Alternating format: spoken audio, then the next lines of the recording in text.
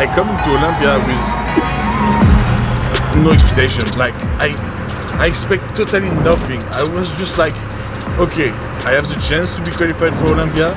I'm French. I'm the only French guy in men's physique have never do Olympia. It was a win for me. It was a win. Like sincerely, I can finish last. It was already a win, and I was super proud to be here. Go.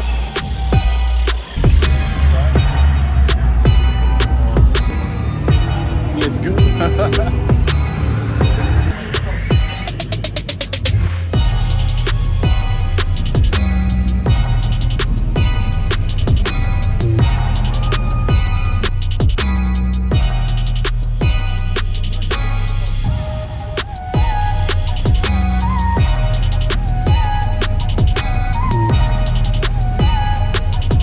Proud to be here.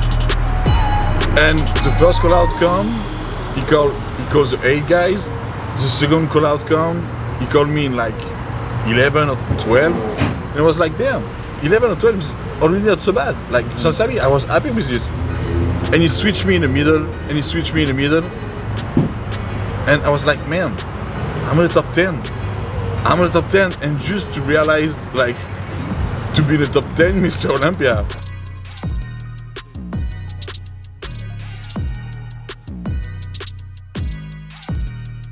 I was just like, wow, amazing. It was really amazing. And for my first Olympia to the top 10, for me it's like, it's a big deal. It's really a big deal. So we have Rod right here. We are at Fitness, and we are 3 days after the Olympia. How are you feeling, Rod? I feel amazing. Thank you so much. My name is Rodrigue Chenier. I'm from France. I live in US during like 3 years right now. I have the chance my first years of rookie to do the Arnold Classic. So I do the top 10 at the Arnold, and the years after I win my first show and I take a top 10 at the best competition in the world. So it's just, for me, it's just amazing, and I'm just ready to go back to work. It's been like 3 years I've begun to start with psychofitness. And now I just don't want to stop. I don't want to stop my dream. I prefer to stay here and like have an off season, you know, during a few months, and then back to work. I think it's the most smarter for me, and like the best I can do right now, because I have the chance to be in this top 10. So I want to work. I want to continue to prove to the judge I was not here for nothing, you know. And I want to prove to the judge and to the FBB and to everyone who believe in me. What was the reason for you to get into bodybuilding in the first place? Like, sincerely, the first reason for me to start bodybuilding was a picture of Jay Cutler. I have seen this picture, I was like 16 or something like this. And I see this picture of Jay Cutler, and I was like, okay, one day I want to be this guy. I want to be on stage. I want to be the best in the world, you know. But sincerely, you have this dream in mind, and you're just like, okay, I'm going to work, I'm going to do all is possible. And when it's happened, it's like, man, I'm so close, I can do it. Yeah. But for this, I have to continue to work. But yeah, I have begun in France at like 16, because I've always do sports. I have always work. I have to do ski, I have to do hockey. I play hockey during like 10 years. A lot of different sports, but yeah, I think the bodybuilding is coming around like 18 or 19 when I begin to train really. This prep have totally changed my life. This prep have changed all the perspective I have, all my destiny, we can say. So you go from like regular training to the top people in the industry, right? Yeah, exactly. It was just like a big jump, and at this moment to train with these guys, and like with the intensity we have, and like put all the work we have put and see shown and stand, like work like a warrior, you know, because it was really this. The training with Psycho is always amazing, because it's not just a training. We go after the pain. We go like really. It's another level of training. I was like, okay, now I exactly know what I want, and I exactly know what I have to do for make it happen. So I have to continue to work with Grace. We're going to the Philippines. We have win this pro card. 1 hour after you have the pro show, we take the third place at the pro show, and like 2 months after we are at the Arnold Classic and top 10 at the Arnold Classic. You can do this alone. This is. A lot of people say, oh yeah, but I do this like this. This is me. This is my job. No, you can do this alone. No one can do this alone. Sincerely, everyone needs help. Everyone needs to be confident, you know. And if you are alone, you are not confident. What do you think has been the most challenging, like most hard to overcome? For me, because after it's my experience and it's who I am. Mm-hmm. For me, it's to make the sacrifice to leave my family. Yeah. A lot of people is like, oh, the diet is too difficult. Oh, I train too hard. Oh, I have too much cardio. Yeah, man, but you have seen for this. You want this. So don't play after like, oh no, it's too hard, it's too hard. No, you have choose to do this. This is your way. So for what you choose a way and after you say, oh no, it's too hard, it's too hard. No, it's like this. But the sacrifice you make when you leave your family and when you, because I come over there, it's like, for come in France, it's like 13-hour fly, you know? Yeah. And now with the COVID stuff and other, I'm not able to see my mom, I'm not able to see my family and my friend. And I think the whole years of COVID and the whole years of not be able to see my family, this was for me the hard part. Most of the kids are around 16, 17, 18. I think upcoming people, what advice would you give them? Sincerely, just believe in yourself. Trust yourself. Just believe in your dream. If it's really what you want to do, just do it. But do it right. You know what I mean? Don't say, oh, I want to do it, and like you have your diet and you go to eat a fucking burger. Like, no. If you have your diet, you have your diet. If you have your diet is here. This is your way. Your training is here. This is your way. You have to make all this possible for follow your way, you know. But if you give your best every day, what can happen on stage, you are going to be proud of you because you are going to do the best. And if you do the best, but for what is not happen the best. Yeah. So yeah, just follow your dream and like believe in yourself. I have this was my dream, so I have the base, you know. And at one moment in my life, I have the chance to have meet different people like Stan and other. And when Stan called me for finish the prep with Sean and Psycho, at this moment, I know this is going to change my life, and this has changed my life. I began the coaching with Psycho, and like we are what 2 years and a half, 3 years after, and I'm a top 10 Olympia, and I was no one. I was just in my bed. Like I remember the time when I come here, the Olympia just before, I was in my bed in Oran. It's a small city in a mountain in France. Yeah. And I was watching Mr. Olympia like a fan, like, wow, it's amazing, it's amazing. And I watching Ryan Terry and other, and now stepping on them. And now I'm just with Ryan Terry on stage, and I'm like, this is amazing. We're getting started on a good back day today. First back day of the new year. Dealing with some minor tweaks. Wouldn't call them injuries, but just things that all bodybuilders got to work around. So just got to pay attention. The cool thing about having little tweaks is that sometimes it can actually help you with your mind-muscle connection, because you'll be surprised at how much concentration you have to have when you're avoiding an injury or a tweak. So it's going to be interesting today. I feel pretty good so far, so stay tuned. So we're going through with some wide grip lat pull downs here.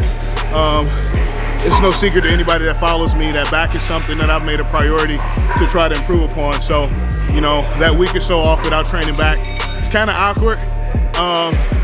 As a bodybuilder, you kind of get used to walking around sore. So when you kind of have that loosey-goosey feel, it kind of feels awkward. So it feels really good to get some blood back in there. We'll see how long that turns into something I regret as the training session goes along here.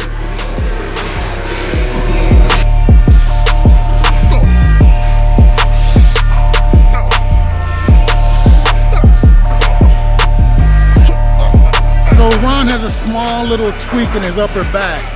And that's the good thing and the bad thing. The good thing is suppression breeds creativity. So now I have to see if I can get his lower lats and mid back and just the part of his upper back that's actually giving him a problem. I need to stay away from that. So basically helping find home my skills to stay away from something or go to something. So now we're on to the next exercise, which is a hammer strength row apparatus. The cool thing about this is it's got like 3 different positions for your hands. You can go really low, you can go underhand and overhand very comfortably. In order to make this exercise actually work, you have to use your mind to really squeeze. You see a lot of guys put a lot of plates on here because the machine actually helps you move the weight if you're not trying to engage the muscle, and you can use a lot of body English. So I like it. Again, keeping you guys updated on my little tweak. It's starting to wake up a little bit, but it's not painful. It's just reminding me that something's there. So the pump is still coming pretty good. So I feel like we're getting somewhere.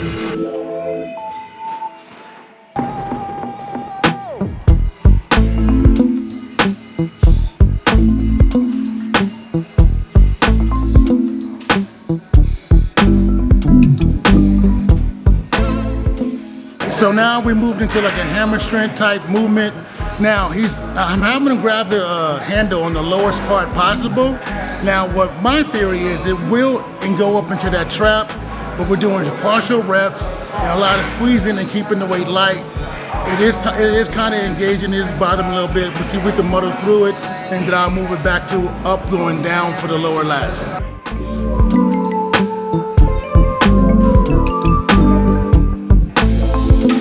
We're moving on to the third exercise, which is pullovers on the cable. Before I begin, I wanted to address something. So we've been doing this little video series for a few months now, and I get a lot of you guys asking me, what's it like training with Chris? How is he? Do you guys even talk? Yes, we talk, but we talk when necessary, and when we're training, we talk specific to what we're trying to do in the gym. You know, my job is, I don't say I can't, I don't say I won't, I don't say I try. I just do. And I do to the best of my abilities, and I leave it to Chris in his eye to determine, okay, this is unsafe, he's had enough, or whatever the case might be. You know, when I am in the gym with people as a trainer or somebody as a training partner, you guys let yourselves off the hook because you let your body determine what your mind wants it to do. It's the other way around. You control your body. You guys have to be more aggressive and trusting in what your capabilities are instead of backing down. You're never going to cross plateaus if you don't approach them with aggression. So that's all I got to say about that. But Chris is great. I know you guys think psycho means antics and yelling. Don't get me wrong. There are times when he gets on my ass, especially when we get close to a show. But the psycho element is his mind. He comes up with things that challenges your body in a very psychotic way to get results. That's where the name comes from, in my opinion.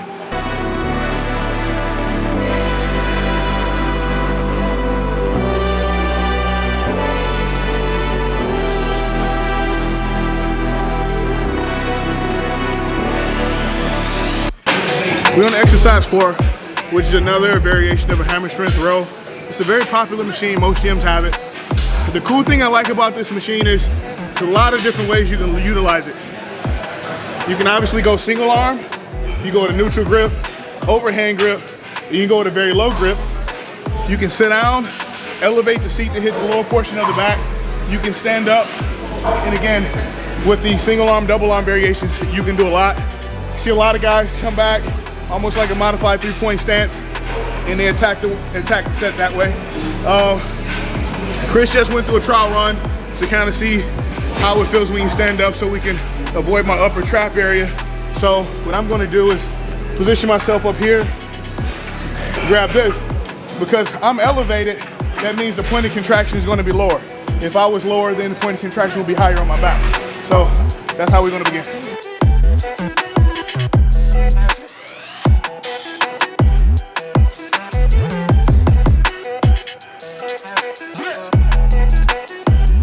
Once again, I'm trying to avoid the upper, the mid trapeze. Got a little tweak in there. It's getting better. but we got to get blood in the back. He's growing at such a fast rate. If I stop training the body part, it may just atrophy and be totally behind. So I got to keep on, I got to do it. So when I got him on a hammer strip, lat pull down, and I got him up on the apparatus where he can't get down low. If I brought him down lower, I mean his body, it would go higher up on the body. So I got the body up to go lower on the body.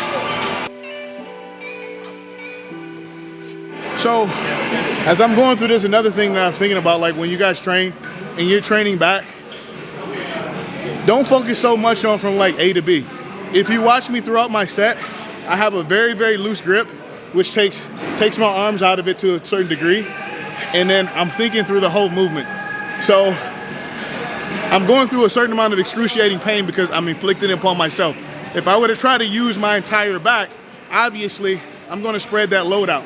But I'm focusing on the lower part of my back and the sweep of my lats and any other place that Chris tells me to try to contract. That's going to cause you a lot more pain and a lot more contraction in those particular areas than if you grab the whole thing and you just try to gorilla move it. There's a time and a place for that, don't get me wrong, but when you're really trying to bring out those details in the back, the things that are going to help you pose on stage, you really need to be able to focus and contract those muscles on command. That's what bodybuilding is all about.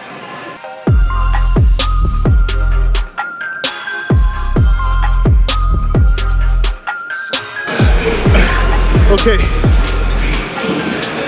so now we're doing close grip, lat pull downs with a slight contortion, well, a major contortion from one side to the next. I absolutely hate this exercise. It really gasses me out, but on a positive note, it really helps one to contract and focus on really digging down and get to that lower part of the lat muscle that sometimes it doesn't get enough attention. Because you're placed in a position of an extreme stretch and an extreme contraction, you can't help but to work it. But I absolutely hate it. I call this movement the psycho side lat. And I used to use it only on people who couldn't contract their lats. They would come in and go, I can't grow my back. When I try to train back, I don't feel it. So I thought in isolating the lat and getting rid of the hip, because a lot of times when people are training back, they'll use hip and then they'll try to use their tricep or their bicep. So I thought by isolating those two body parts, by getting the hip out of the way, by pushing back on the quad, and then having them pull with the elbow, that it would help engage. Then I found out it works better, not just with bodies that can't feel their lats, but even if you can't feel their lats. So this is usually a starter or a finisher. I wouldn't do this in the middle because it gasses the guy out so much because you're going back and forth. But I find it's really good if you cannot feel your lats, if you have problem engaging your lats, try the psycho side lat. So, first off, these are not tears in my eyes. It's a lot of sweat. But I'm getting my butt kicked pretty good right now. Everything's tight. My biceps have started to kick in a little bit too much. Lower back is tight. But what more could you ask for, you know? It's been a couple weeks since I've been able to train back. And as usual, Psycho, I get what I came for. Even though I hate this exercise, we got at least one more to go. I don't know how many. So overall, great back workout. I did not re-aggravate my injury, so it's a success. Until next time.